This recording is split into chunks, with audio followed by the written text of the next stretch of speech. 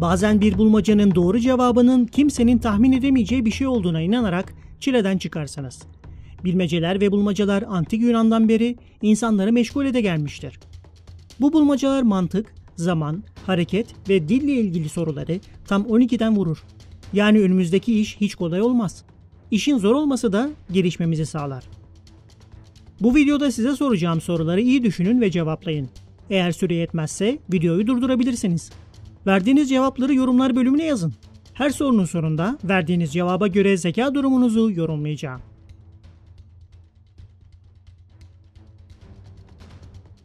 Ankara'dan Eskişehir'e giden 2 tren var. İlk tren pazartesi günü saat 14'te yola çıkıyor ve gün boyunca hiç durmadan yol alıyor. Yolculuğunu 80 dakikada tamamlıyor. İkinci tren ise salı günü saat 15'te yola çıkıyor. Aynı yolu izleyip başka bir istasyona uğramadan Ankara'dan Eskişehir'e gidiyor ve yolu 1 saat 20 dakikada tamamlıyor. Neden?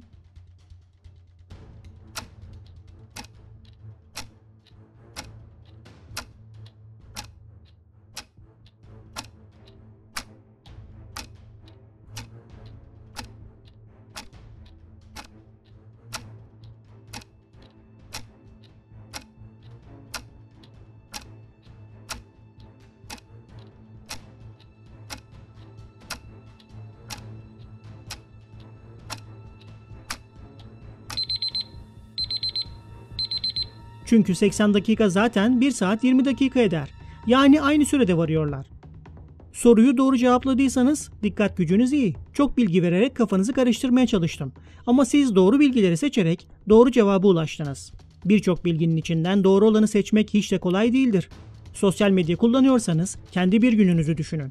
Gördüğünüz resim ya da haberlerin yüzde kaçı işinize yarar şeyler? Belki de gereksiz şeyler o kadar çok ki gerekli şeylere verecek dikkatiniz kalmıyor. Sorunun cevabında hata yaptıysanız muhtemelen sorunun içindeki kelime oyunu tuzağına düştünüz. Böyle durumlarda bilgileri maddeler haline yazarak kullanabilirsiniz. Bu yöntem bilgileri daha açık ve net görmenize yardımcı olacaktır. Daha sistematik düşünmeye çalışın. Arkadaşlar, Eğlenceli Tarih diye bir kanal açtım. Bu kanalda animasyonlu, bilgilendirici tarih videoları izleyebilirsiniz. Link açıklamalarda. Biri bir fotoğraf gösteriyor ve diyor ki, benim ne erkek ne de kız kardeşim var. Ama bu kızın annesi babamın kızı. Kimin fotoğrafına bakıyor?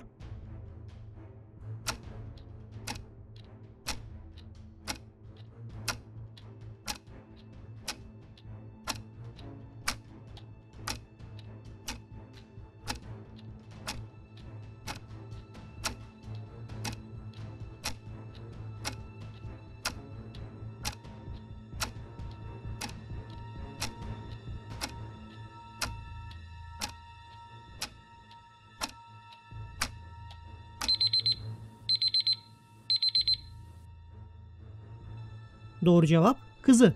Bir bilmece sorulurken en yaygın kullanılan metotlardan biri de verilen bilginin hemen peşine yanlış anlaşılacak başka bir bilgi eklemektir. Bu bilmecede babamın kızı kısmına kadar her şey normalken o noktada işler karıştı. Büyük bir ihtimalle kişinin kendi fotoğrafına baktığını sandınız. Ama ne yazık ki cevabınız yanlış. İşin aslı kızının fotoğrafına bakıyor. Eğer inanmadıysanız babamın kızı yerine ben kelimesini koyup bilmeceyi tekrar okuyun. Eğer doğru cevap verdiyseniz zekanızı iyi kullanıyorsunuz. Objektif olarak soruya yaklaştınız. Eğer soruyu kendi fotoğrafınız olarak düşündüyseniz bu sizin ön yargılı ve aklına ilk gelen düşünceye kapılan biri olduğunuzu gösterebilir. Bu konuda kendinizi değerlendirmenizi tavsiye ederiz. Bir kızla bir erkek çocuğu bir bankta oturuyorlar. Sarı saçlı çocuk ben bir kızım diyor. Siyah saçlı çocuk ben bir erkeğim diyor. En az bir yalan söylüyor. Hangi çocuk kız, hangisi erkek?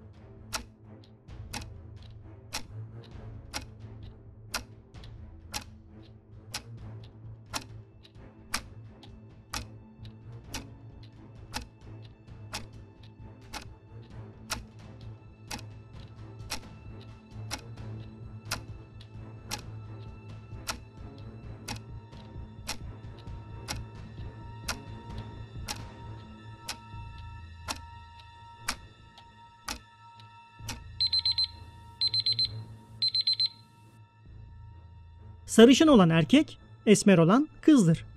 İki çocuk birden yalan söylüyor olmalıdır. Çünkü eğer işlerinden biri yalan söylüyorsa ikisinin de cinsiyeti aynı demektir.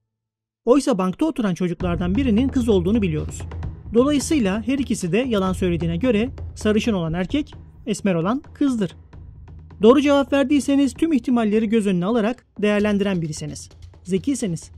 Eğer yanlış cevap verdiyseniz sınırlı düşünüyorsunuz. Daha çok ihtimal olduğunu göz önüne alın ve zihninizdeki sınırları kaldırın. Aşağıdaki insanlar bir aile toplantısında bir aradalar. Aile toplantısına en az kaç kişi katılmış olabilir ve bunlar birbirinin neyi olur?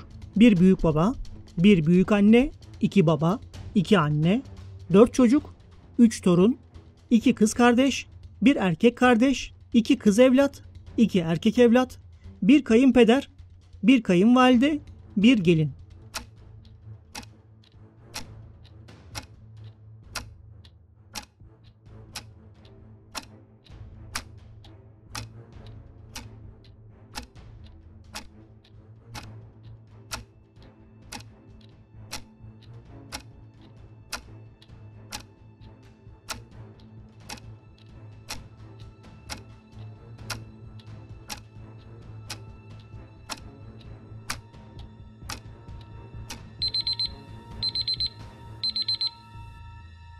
Aile toplantısında 7 kişi vardır. 2 kız, 1 oğlan çocuğu, anne babaları ve çocukların babasının anne babaları. Doğru cevap verdiyseniz çok yönlü düşünen zeki birisiniz. Bu karışık soruyu başarıyla çözdünüz. Doğru cevap veremediyseniz akrabalık ilişkilerindeki terimleri tam anlamıyla kavrayamadığınızı ya da sistematik düşünemediğinizi öngörüyoruz.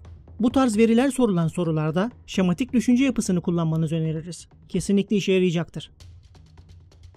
Gece saat 8'de yatıyorum ve yatarken mekanik eski çalar saatimi sabah 9'a kuruyorum.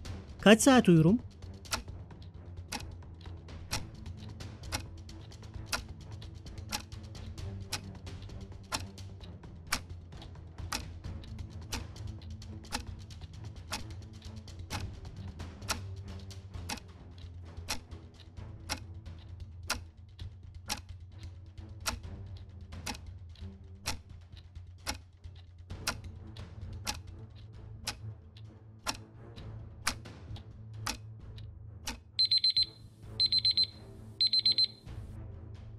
Eski mekanik çalar saatler gece gündüz ayrımı yapmadığı için sadece 1 saat uyurum.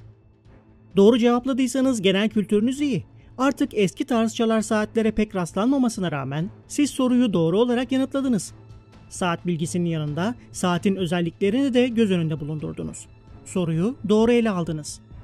Bununla birlikte bazı cevaplar ayrıntılarda saklıdır. Eğer yanlış cevapladıysanız belki de eski saatlerin özelliğini bilmenize rağmen yanlış noktalara odaklandınız ve sistemin 12 saat üzerine kurulu olduğunu gözden kaçırdınız. Dikkat ve genel kültürünüzü geliştirin. Bu videoda bu kadar. Şimdi başka bir Her Şey Merak'tan videosu seçin ve izlemeye devam edin.